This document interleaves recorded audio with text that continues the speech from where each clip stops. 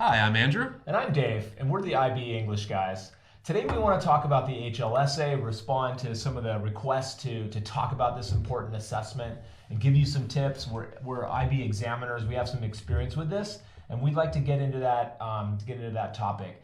We want to think about the IB program being an inquiry-based program, and really the HLSA is based on this idea of having a line of inquiry. This is important. Yeah, that line of inquiry is sort of a fancy way of saying you need to ask some really poignant questions, do a deep investigation, do some research, and figure out what aspects of your literary text are worth exploring at a deep level. If you're taking Langlet and you want to work on a non-literary body of work, that's fine too, but it has to be a deep exploration through your line of inquiry or your line of questioning. That's right, Mr. Cohen. So it's a 1,200 to 1,500 word essay, and we want to give you, again, some tips. And the IB course guide says it needs to be focused, analytical argument, examining the work from a broad literary or linguistic perspective. That's interesting, Mr. Giles. Those words, broad literary perspective, really alert me to the fact that this is not a detailed commentary, a close analysis of one text. No, that's not what we're doing. We're looking more broadly, more holistically, and really trying to articulate the author's main ideas or themes throughout the text. That's right.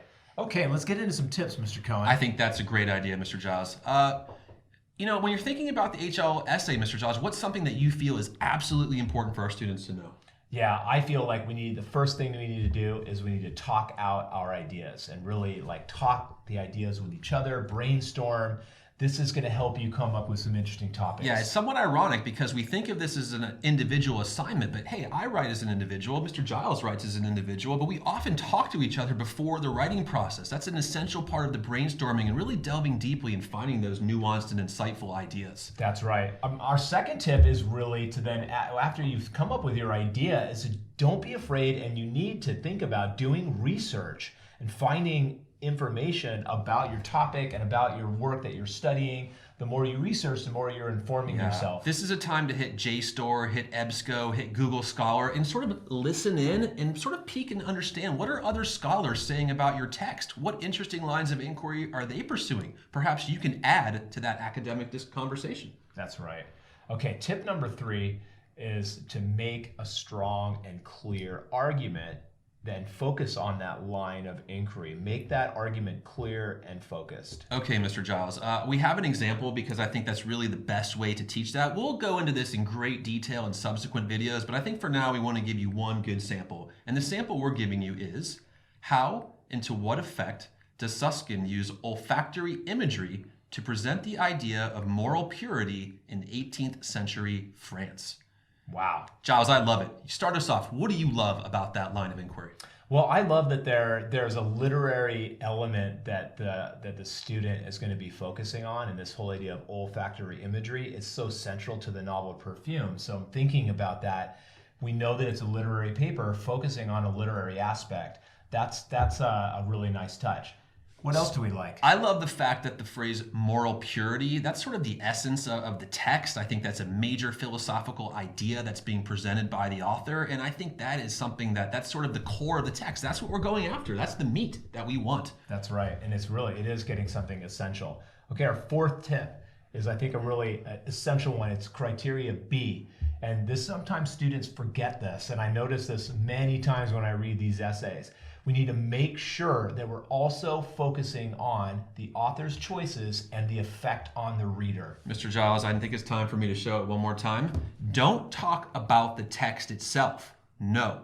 Talk about how the author uses the text to push forward an idea. Very different than talking about the text by itself. That's right. I think sometimes students get so caught up in ideas that they're forgetting that your job in the HL essay is to really explore craft and think about technique. So make that a priority as you're going through your paper. Really important. Yeah, I think another tip, Mr. Giles, is not to summarize, but instead show deep thinking. Can you explain the difference between those two and how we as examiners often differentiate those two? Yeah, absolutely. This is where as you're writing, where you're talking about maybe a particular author choice, you're pausing, you're thinking deeply about the significance of it, and you're talking about the effect of these things on the reader.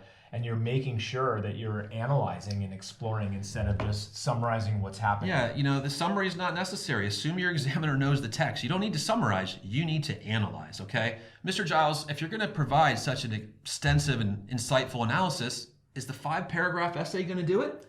No, it's not. I really think we need to get away from this 5-paragraph essay model, this sort of 3-pronged thesis. I think you need to think way beyond that. I think, again, it's a 1,500-word paper, so you should really have, again, obviously you're going to have multiple paragraphs, but really get out of this sort of 5-paragraph mentality, because to me, that's a little bit limiting. You also don't want to have super long paragraphs where the reader gets lost in your paragraph. That's really the kiss of death. For me as an examiner, when I see long paragraphs, that's really off-putting, and it makes me just want to beg the student, please break that, make it easier for the reader, right? All right, Giles, talk to me about short texts and friends. Yeah, short texts need friends.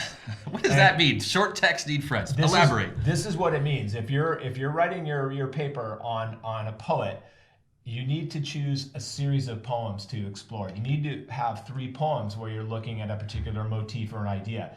Poems are short texts, so you can't really write your HL essay on just one poem. I think what happens, Mr. Giles, is if you do that, it becomes almost like a commentary. You're just exploding one poem, and that's not the goal. It's a broad literary analysis. That's right. That's the scope. So again, if you have a short text, that short text needs some friends. If you're doing an advertisement for Lang & Lit, you have to have a series of advertisements in your text. Mr. Giles, another tip we have for our students is they have to make it easy for the examiner. Talk to us about why an appendix is so valuable. Yeah, so valuable if you're writing about a series of poems that you include those poems in the appendix so the examiner can take a look at that. Or if it's an advertisement, you can have a copy of that advertisement in the appendix. It shows that you're being thorough and you're making sure that your HL essay is complete. It's very academic, but I think you need to make sure you do that. Well, folks, the truth is that sometimes as examiners, we confront a text that we haven't seen before, and being able to look at that right away in the appendix is very helpful. You're educating us while we read your paper. You have to have an appendix. Yeah, if you're doing a graphic memoir like Persepolis, you need to make sure you're including screenshots of those panels. And in this case,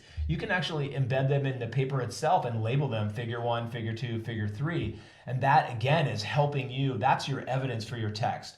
And I think that's really something that you need to, depending on what you're writing about, make it easy so the examiner can see what it is you're talking about. Yeah. We love our next tip. Yeah, folks, this is something we've talked about in other videos, and we'll come back to it very, very often. We believe that our students should light up their writing. Light up their writing. They're not going to submit a highlighted paper, Giles, so what are we talking about? Yeah, so after you've typed your paper out, you need to, what we believe is if you highlight the different elements of your writing, you'll be able to see how well you're doing in that particular aspect. So we like to highlight textual references. We like to highlight literary features. We like to focus on that analysis with the author-audience relationship. And because it's a higher level essay, we like to include some contextual elements as well. And you can see that color coding key here. You see it as blue, yellow, orange, and purple. We ask our students to light their papers up. We look at them, and then if they feel good about it, then they unhighlight and submit.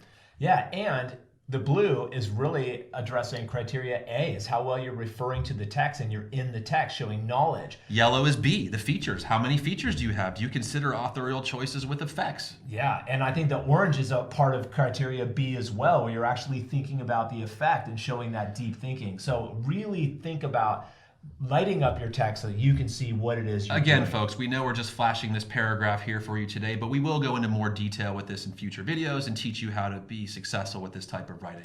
2 more simple ones, really important. The second to last is word count does matter. Okay, it says 1,200 to 1,500. If we write a 1,200 word paper and we're done, the course guide, the examiner notes will always tell you there's more to write. There's more that could have been said.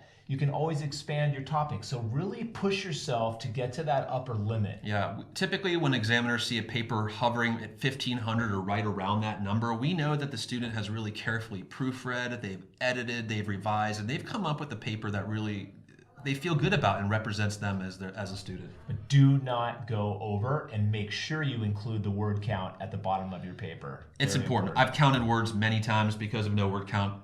We don't like that. Yeah. Last one, critical. Proofread like crazy. Mr. Giles, it happens. We all make grammatical errors and misspelling. Talk to me about what that does for the ethos or the credibility of your paper. Yeah, I think instantly it just shows it's maybe been thrown together at the last minute, and we just want to really make that good impression. So proofread it over, read it aloud. Oftentimes you won't spot your mistakes if you're just casually reading through it. If you read it aloud, sometimes you can really see. I actually wow, like I forgot a word there, or I spelled from like form. It's simple things that don't show up on spell check that will really could make the difference. Last thing, Josh, sometimes I ask my students to read their paper and record themselves, and they can listen to it and they can hear things they like or don't like. It's a pretty good strategy we've used. Yeah, that's good. Okay, guys, we hope that these HL essay tips were useful for you and gave you some things to think about for your essay. And remember that these tips are for both for literature and for Langlit students. And we're going to be diving into these topics in more detail in subsequent videos to, again, address the HLSA later. Yeah, we really appreciate you viewing the videos. We hope they provide some value for you, and we look forward to helping out both Langlit and Lit students in coming videos. Thanks, everybody, and have a great day.